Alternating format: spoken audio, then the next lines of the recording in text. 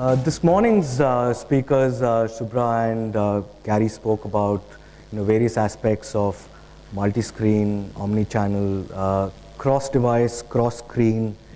Multi-screen came up a couple of times. I'm going to use the next 10 minutes, maybe 7 of those, to just give you some key aspects of cross-screen marketing, because that's our core USP and how we see it, and then also showcase a video at the end. So before I just delve into the presentation, a quick introduction to Appia. We are a Sequoia-funded startup. We were founded in 2012 by 2 data scientists from Harvard and Stanford. In a nutshell, what we do is we identify the multiple devices owned by a single user and put that data to use in a branding context or a performance marketing context. Technology is 100% proprietary, built ground upwards, in-house. And the backbone of this is artificial intelligence and big data. This is a big month for us. We soft launched India. So we have hired Varun Mohan to lead brand and agencies. And we've got a performance lead based out of Delhi to cater to the e-commerce and travel segments.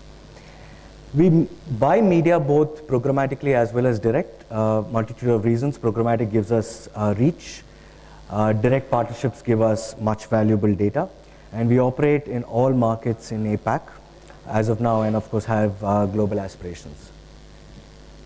So just a few slides before delving into the key aspects and attributes of cross-screen marketing.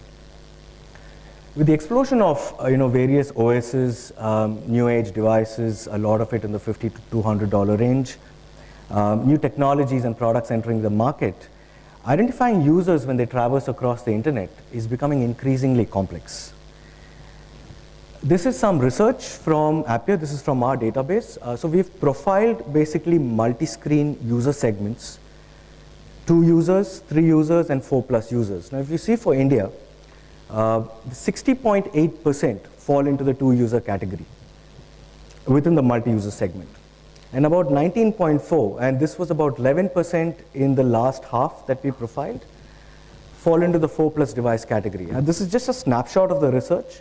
The entire research is available on our site, appia.com. You can go and download it, and it's about a 20-page research which you can go through. What's interesting is that in the multi-device context, there are a certain percentage of users that have very similar behavior between devices, but equally dissimilar behavior across these devices. And if you peek into your daily activities, there are a lot of things that you would do common between your PC and tablet and mobile, and then a couple of things that you only sort of keep for your smart devices or for your tablets, maybe like Facebooking at night, or reading some entertainment content in the night, which you would predominantly not do on PC during the day. So effective cross-screen marketing is possible when you put the user in the center. This is very clear, but you can't put the same message across multiple devices and end up stalking the user. And one way of looking at it is to identify the multiple devices users own, and then either do sequential marketing or reinforce the brand message, whereby you identify what's the device that the user favors the most, and then showcase that particular message onto that device. So coming to the key aspects of cross-screen marketing, and the first thing is the customer has profoundly changed, and so has the journey. There are multiple touch points now that's available to a user as against before, which would be maybe a outdoor hoarding or a TV in the past.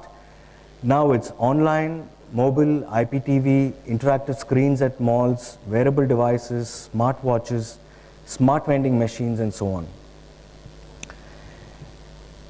Today's customer expects to be spoken to as an individual, wants relevant and helpful content with smart timing and very respectful frequency delivered on their preferred devices. Now, it is very difficult for a marketer in a multi-device scenario to be able to reach out to those users and having meaningful conversations. But these are also multiple opportunities that you're getting in addition to gain their loyalty. The second piece is that the mediascape has also changed a lot. It's the age of personalization, anonymous messages fall flat on the face these days. One-to-one conversations at scale are a key aspect of cross-screen marketing. Programmatic has changed the way media is bought and sold, and as each new touchpoint becomes digitized and gets an IP, we will be able to have a lot more personalized conversation at scale with those loyal users. The third, which is very important, and a lot of our speakers spoke about those, is that we are generating huge volumes of data. Whether you call it big data, smart data, these are gigantic volumes of data, monster in size, and very daunting from an analyst or a marketer's standpoint to make sense of. But if these data sets were to be properly analyzed and used in real time, they can get a huge edge over the competition and basically separate the winners of tomorrow from the rest of the pack today. As an extension of this, as a marketer, the richest data sets that you sit on are first-party data. The agencies don't have access to it. Ad tech platforms don't have access to it. It's proprietary. It rests in your walled gardens. This data, coupled with real-time data, can help understand user behavior better and lead you to create hyper-segmented user individual profiles, which can then lead you to have much more impactful one-to-one conversations with your users at the right time, in the right context, in the right device, and with the right frequency.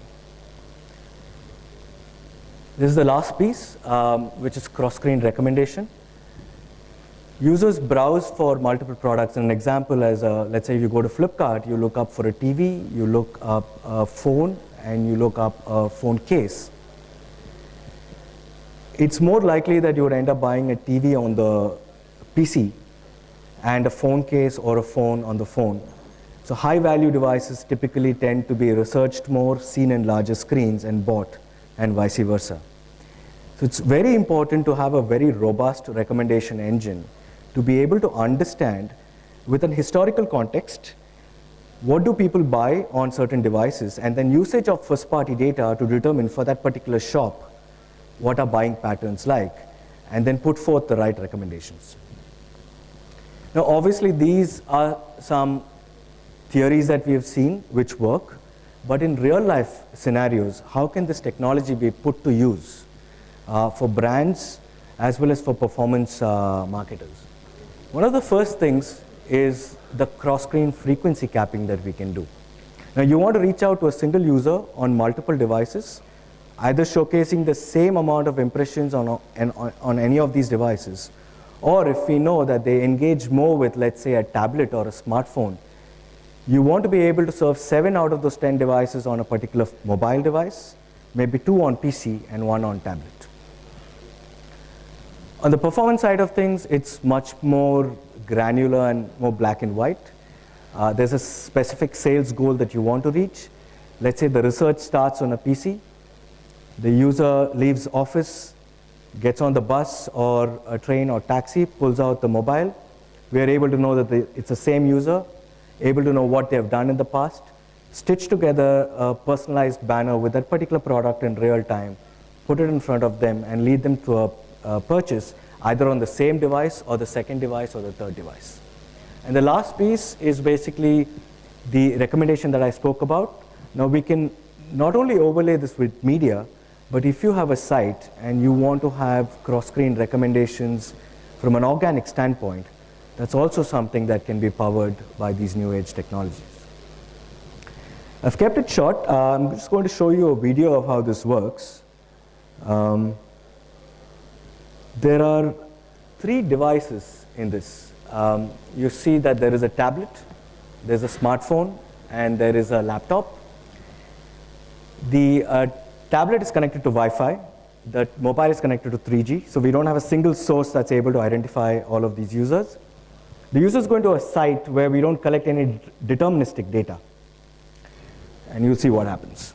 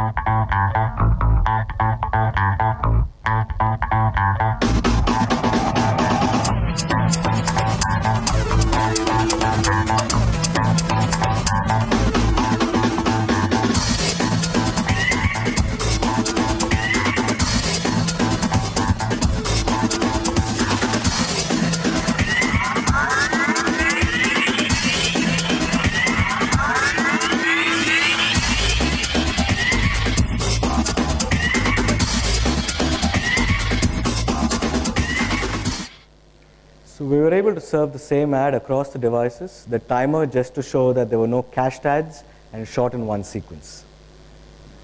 If there's time, I'm happy to take questions. If not, Warren and I are on for the rest of the day and tomorrow. So, happy to catch up. Thank you.